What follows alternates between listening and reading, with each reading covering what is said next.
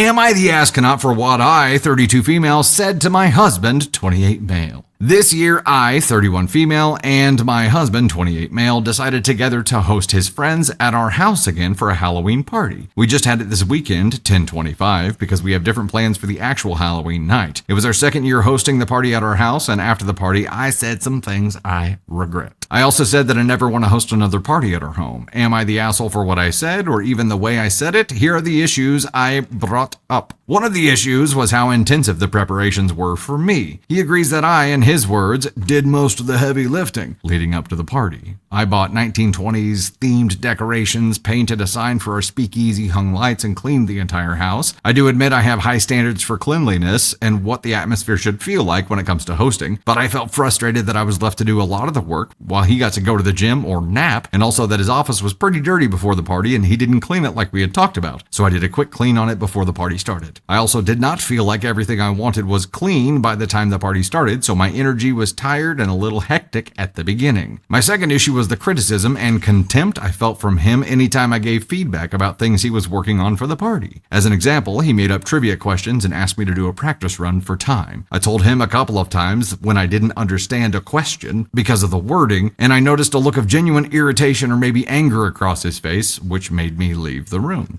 He later said he didn't mean it, he was just proud of the things he worked on and apologized. He also adjusted the trivia based on my feedback. It happened a few other times leading up to the party for different things he was in charge of, though. My final issue was that we have different tolerances when it comes to hosting parties. My husband said he wishes we had a get together at our house every week to hang out with friends. He has said I don't need to put so much work into getting the house ready, but for me, our house is a reflection of us, and I need it to be generally clean for guests to come over. I'm very introverted and do not like hosting parties. I feel exhausted and do not enjoy hosting 16 of his friends at our house. The day after the party, I felt angry about the above things and told him my issues in sort of a monologue. He was quiet throughout. I finished by saying I don't want to host another party at our house ever again. I said we can rent out a room or go to another friend's house, but it's been too much on me. He said okay, and that he needs time to emotionally process things. Ever since that conversation, he has been very distant and quiet, but did assure me that he's thinking things through. I need to know if I should apologize for anything. Maybe we should have made the decision to not host together. I feel like this is a pain point for him because he absolutely loves having everyone over.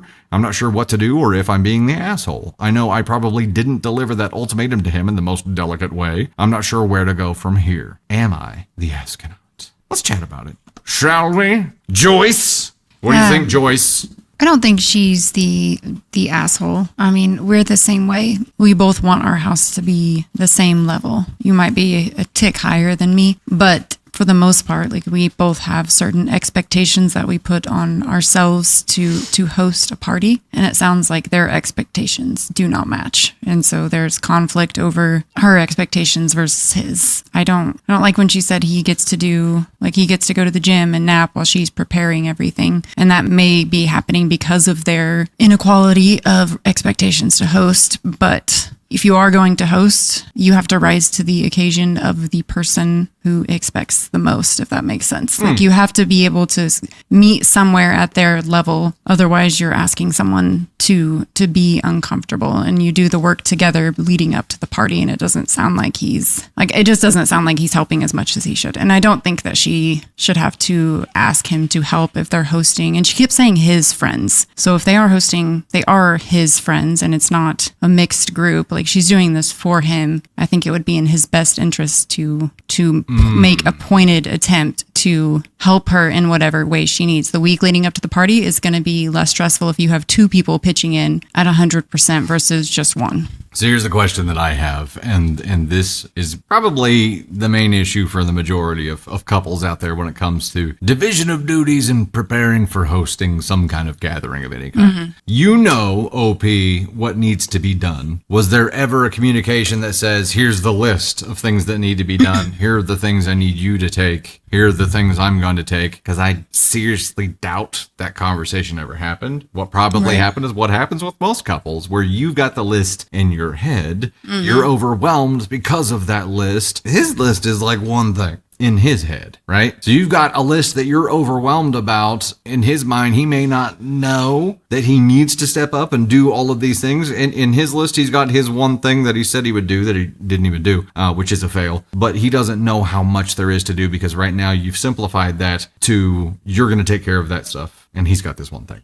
And probably based on history, he knows that you will handle it as well, right? I would urge you to start having communication before hosting for anything and be like, as long as there's a division of duties where all the stuff that needs to get done gets done, and maybe through that process you guys can agree to let some things slide too and become a little more relaxed on things, which Candy Thunder has had to help me do, because I came from, like, growing up, for me, my mom would be like shining floors before people came over, right? And still does. She still does that thing. Like we'll be like buffing floors before people show up, and it has to look like sparkle when you walk in.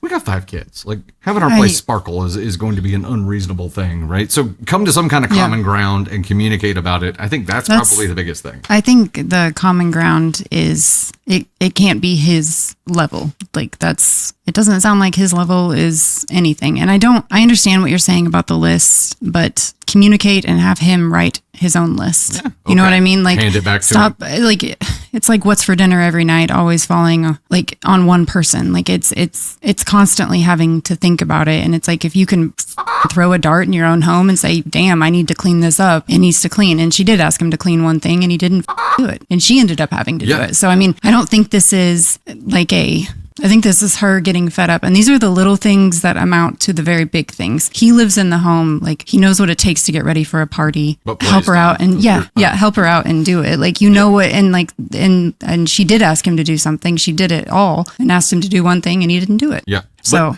So she asked him to do the one thing. My point is here that they're doing a lot of post-event communication right now. Yes. They recap afterward. I think that same level of communication needs to happen before. I agree 100%. To game plan together. And I'd like your idea about handing it back to him. Yeah. And being like, okay, what stuff are you going to be handling?